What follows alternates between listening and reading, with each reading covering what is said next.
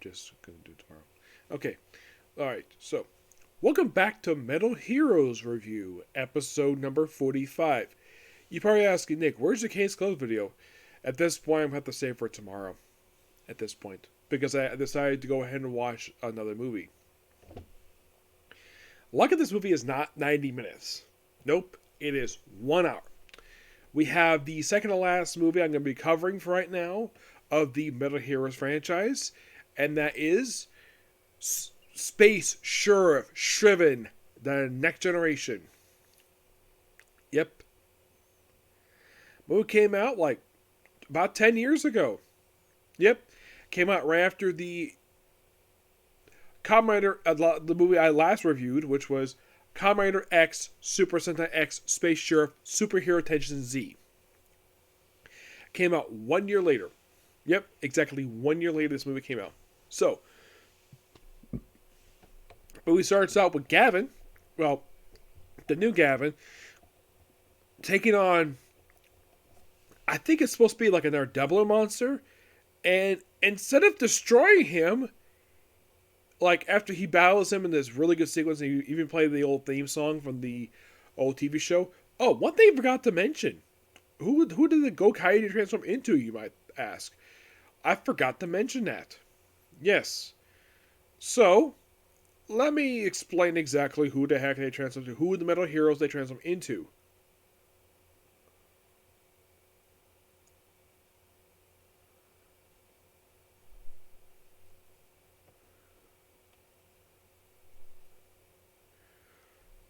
The Metal Heroes. Okay, so Draft Raider from Exodraft. Red Dead. Blue Beat from Jakku B Fighter. B Fighter Kabuto. Green turned into Jiraiya, which I'll begin to his series really soon. Yep. Pink turned the Jam Person. You know, the robot. Yeah, the robot. And finally, Silver turned the Jabin. Yep, so kind of in a way, if you think about it, I would say out of all the people they transform into, there's one. Jiraiya is the only Showa era one they actually have. Yeah, his is the only one. You're thinking, really? Kind of, yes. Because Jiraiya is kind of basically the final series under the Showa era. Yeah, and everybody else is all Heisei era ones, which I forgot to mention it last time. So right after Gavin defeats the monster and arrests him, which normally they just destroy him. Nope, he gets arrested right after he gets supposedly defeated. He's knocked down. I'm not sure why in the world they're arresting people in this movie, because normally Gavin just kills people. Like, slides them and explode. Like, there was an explosion, like, oh, he's still alive. Like, what? And then slides in half. Like, he did the Gavin hyperdynamic. Yeah, so, and then of course you have Gavin coming back to the headquarters, which is not reporting to the previous Gavin for some reason. Now he's reporting to the commissioner, which I found that kind of weird. This is the third movie this guy's appeared in.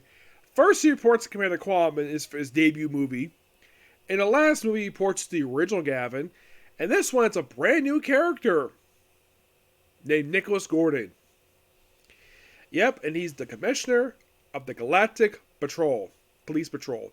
Which I'm like, okay, what happened to Gavin? That's a really good question. What the heck happened to him? So, then of course, at the finishes meeting, he runs to Cider, which, I should point out though, he does not transform the whole movie. Nope. The new Gavin, he only appears transformed only just in the beginning. And there's a reason for this, because it's not Cider's movie. Nope. It's all about Shrivan. Yep. So, you're probably asking, Space Sheriff Shrivan is the original one in this movie? Yes. Yes, he is. As a matter of fact, he appears twice in flashback and once in present day. Now, the present day one that actually ties into the finale movie. Let's look at two flashbacks. The first flashback is when you have the current Shrivan, Kai, and the new space sheriff introduced in the movie, Sharivan, who is Sigi. Where they're basically like wearing rag gear, taking on this galactic serial killer, where Shiki basically decides to drop his gun because he's told to. But Kai is like, now I'm at calculation, I can shoot him. And then, of course, he gets up. He's about to slice the woman he's held hostage. And then the original Sheriff shows up, beats the crap out of him. Even transforms one time in this movie and beats the guy. And even asks him, like, about a question, basically, would he be a space sheriff? And he gives him an answer he doesn't like.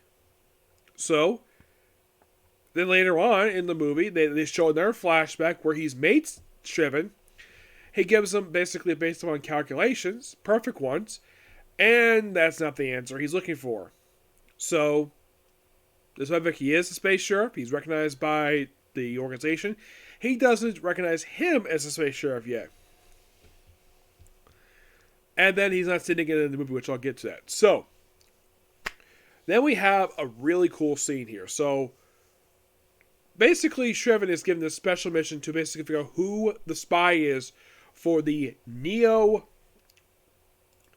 Mondus organization. Like, who's the spy for it. And apparently, Moroku, there's remnants of them still around. I'm like, after 30 years, why the heck would they still be around for? I don't know. So, because normally the space sheriffs have been destroying them. I guess that maybe they must have, I guess the writing must have realized, hey, this supposed to be police officers, this supposed to be arrest people, not destroying them. Even though that Gavin was shown for destroying people in the last movie, as a matter of fact, he was the one who destroyed the revived DM King Psycho. And we'll get back to him because he kind of makes appearance in the movie, and it's really, really cool how he makes appearance in here, which I'll get back to that. So the Neo Moroku, so is a crime sync, is led by General Guyver. You're thinking, what? Didn't he die in the original series? Yes, this is a new one. Yep, he's a new one. There's also this mysterious girl, which they refer to as the horror girl, which they, wait, horror girl? Yeah, in case you forgot about this character was basically a minor character kind of jumping around in the Moroku Palace. Like, why the heck we have a new one for? Well, she is here to set up the very next movie. That's the only reason why she's here. Her whole thing is she keeps laughing and she's throwing feathers around for reasons. And you can clearly see it's a human wearing a bird mask. Because the original one actually covered it up with basically a full suit. This one is just some girl wearing like regular clothes that any girl would wear in modern day and wearing a bird mask. The other one did wear a bird mask, but she wore a freaking bodysuit and hid the fact maybe it could have been human. This one's obviously a Japanese person. It's so obvious. Why is she laughing? Don't know. So, basically, as soon as basically she, where, and suspected that the new character Eileen might be the spy. I did look at how old she is because she looked like a very lovely woman. As a matter of fact, she basically like, hey, if you want to fall for her, but if you want to fall for her, fine, but she's still my partner.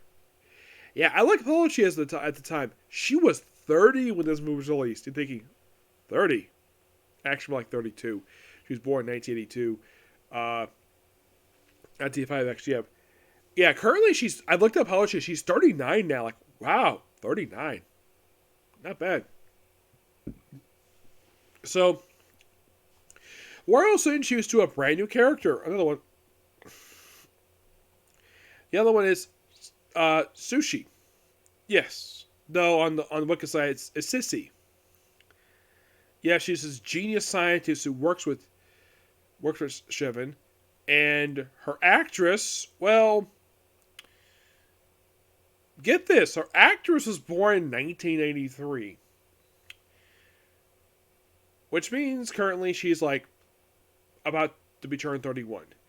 Yeah, and she was in Power Rangers. You thinking, which one? She was in one of their movies.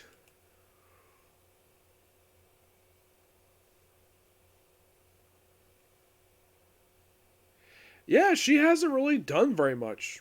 Not really. I've been looking at basically if she appeared in anything else for Rangers, but there's nothing really credited for her aside from one movie that came out like.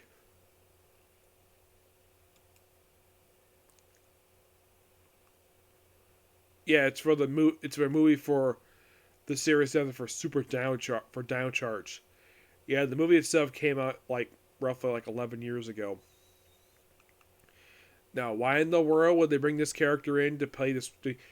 I mean, she looks like almost look like she could have been in Power Rangers in the Sentai, but yeah, she's only known for playing one character. And here, she just basically,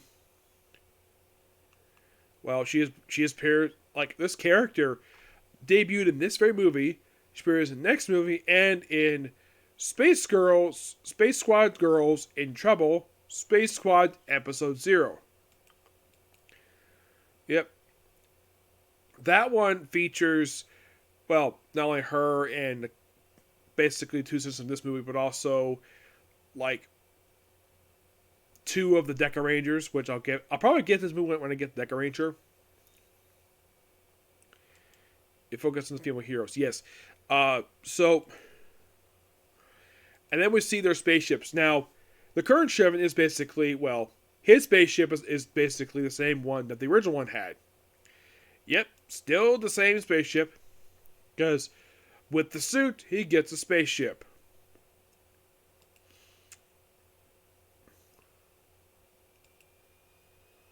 This one's actually Grand Birth.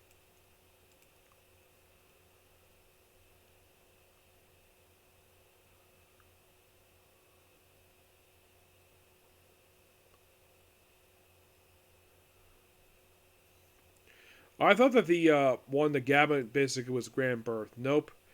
It's different vehicle.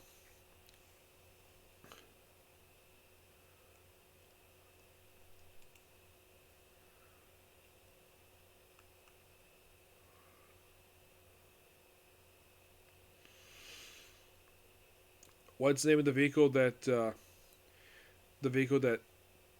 Gavin has? Oh, the current one.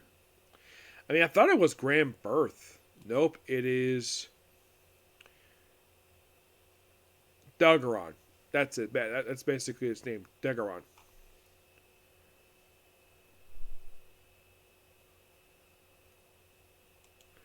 Yeah. So my mistake, basically, I called it the Grand Birth. That was actually Shrivan's ship. So he goes to Earth, and the whole movie is set on Earth.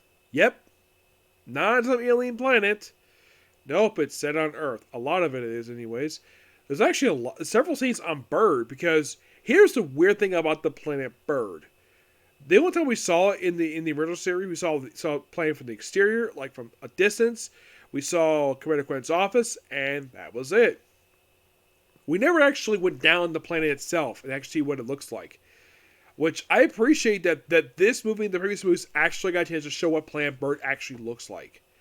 Yeah, it's really a CG, but I'm like, why can't we do this in the original series? I don't know, maybe this much back then. So basically, they tried to stop this special deal with this drug that makes people go crazy and high on getting pain. I think it's called Hyper M. So, General Guy projected to his female assistant. She goes nuts. Sliced up on it. Gets up sliced. And then later she dies while battling Eileen. So, the guard beast is automatically like shut down immediately while Esther, the new space sheriff in the movie, he basically battles it and takes it down. But he doesn't kill it. No. Eileen takes him down. Now, this is quite interesting when it comes to Eileen. Her weapon that she uses in the movie. It is... This is quite interesting.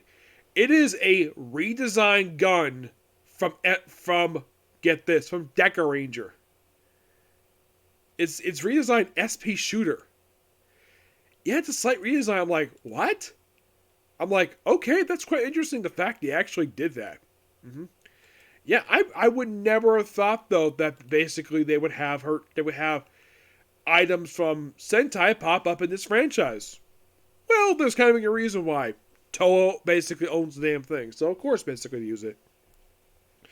She shuts him down, but it turns out he's actually alive, and there's a secret behind it. He's a guard beast. So then we see the three space sheriffs basically eating steak, and this is where it leads into like one of the flashbacks I mentioned, talking about Dan, and she's like, the Inga Dan? Yep, the original Space Sheriff Sherivan. Apparently he trained both of them. I'm like, that's quite cool, the fact he trained both of them. So, and of course she's like, oh, she really wants to like look at basically the guard beast, and of course Cece's like, oh, why don't you do an autopsy on him? And then of course found the autopsy, she pushes away and hits her head. I'm surprised I started bleeding. And then she wakes him up with basically a depth charger, and then gets him out of there. And she knows who this is, and it's revealed this actually is a former space sheriff. Is a traitor? Not really. Though she gets shot by the real one, which I'll reveal who that is. Well, basically, she's shot by her own partner, and she's out for a while. And then she speaks to, then of course you have Kai speaking to the guard beast. Turns out he's actually Space Sheriff Geyer. Yes.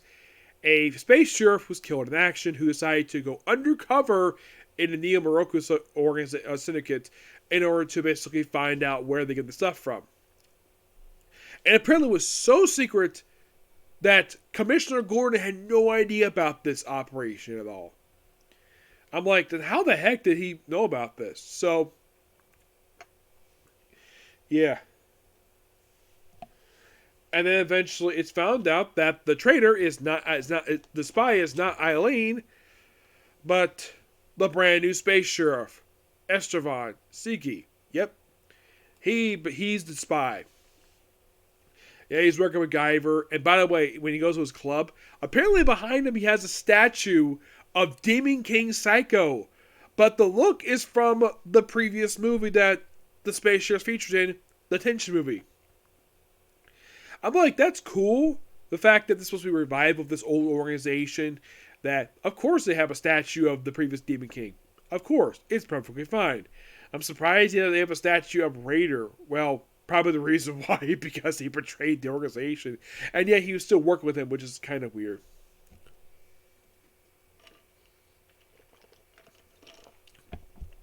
So it's like, oh yeah, there was an explosion.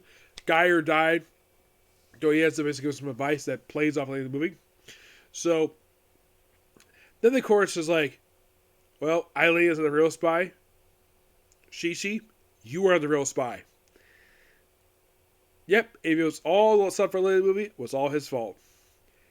And he's like, you're right, you know me really well.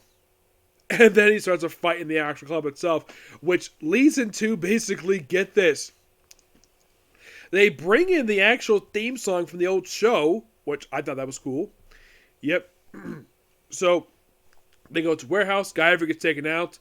Then, of course, I try to get the injection to, well, he probably himself. Then, of course, they have a fight between two space sheriffs in suit, which I thought this was really cool. So they're going to play up an old situation from the start of the movie. We're like, oh, he apparently decided to take down the genius scientist and take Eileen hostage, his own secretary, well, he's his partner. And of course, like, the only solution is to power down, because basically if he doesn't, he'll kill her. And he gets a cop really beaten out of him. So then he proceeds to inject himself with the drug and then transform, basically in destroying his former best friend's suit. He gets arrested. He gets not. He falls unconscious. Look how he has a genius partner. He has to take care of himself. She eventually makes the cure off screen. And then Gavin shows up when he wakes, and we later see Gavin there. So there's a device that basically brought him to Maruku space, which I thought this was a really cool recreation from the series because every episode they went there. And they even have, let's have the Grand Birth come in there, which, just like in the show, they did the same thing. Great nod to the show when they did that scene because, well, they went to Moroku space in the Gab movie, so of course they go to the space for the second organization, the second movie, which, of course, that. So, it's like, okay, so they interrogate General Guyver, who's still alive, unlike the original who's dead. So, it's revealed that there's a mysterious horror girl website who's creating copycats. Who is this particular person? Well, we won't find out until the very next movie. Space Sheriff Cider Next Generations. We'll find out who this is because basically that's where the story gets wrapped up. But then, of course, meets up with Dai then later on. So apparently, he says he'll continue to make calculations, but he'll also fight for to save others.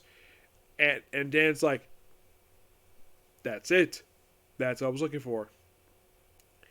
And pats him on the shoulder, and seems like he's accepting him as a space sheriff. And that's the movie ends.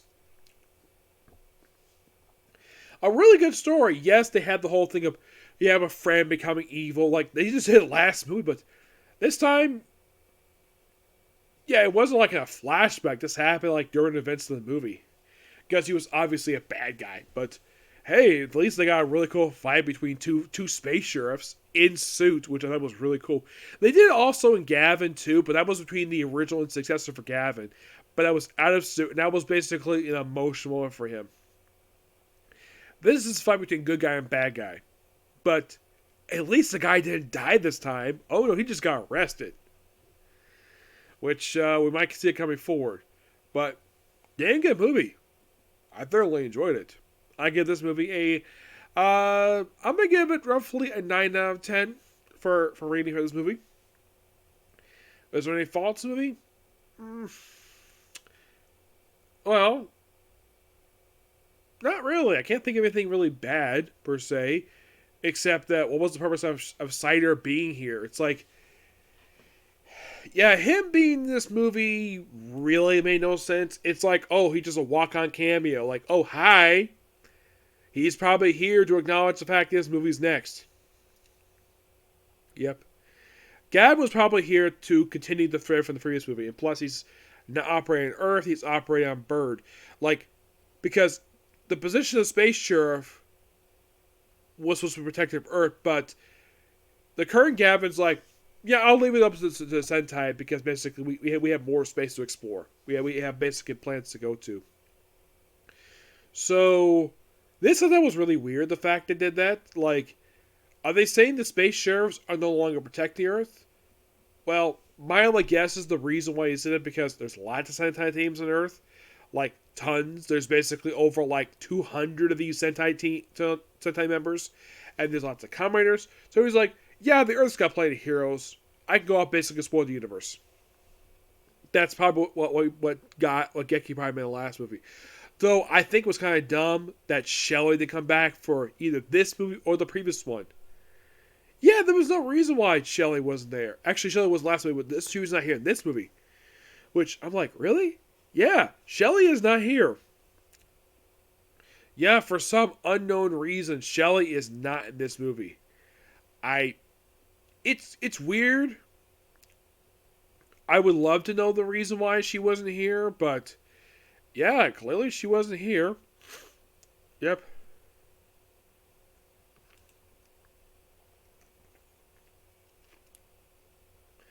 Yeah, she's featured in 4 movies, but yeah, not featured in the Next Generation movies. Nope. Because basically, after the last one I just watched, which is basically the Attention movie, her next appearance is in the Space Squad movies. Which, that's going to be quite interesting. Yep.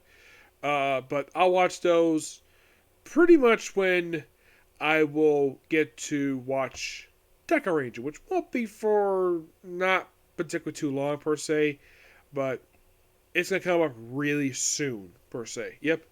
So yeah, that's pretty much it for this single review.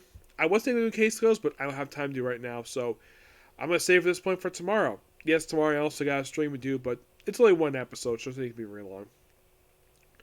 But I'm glad the fact today that I got through 2 movies.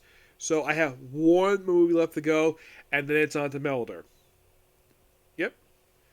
Now also, please be sure to like, comment, and subscribe to my YouTube channel. Turn on notifications, and do not hit that dislike button. Okay? See you tomorrow. Bye.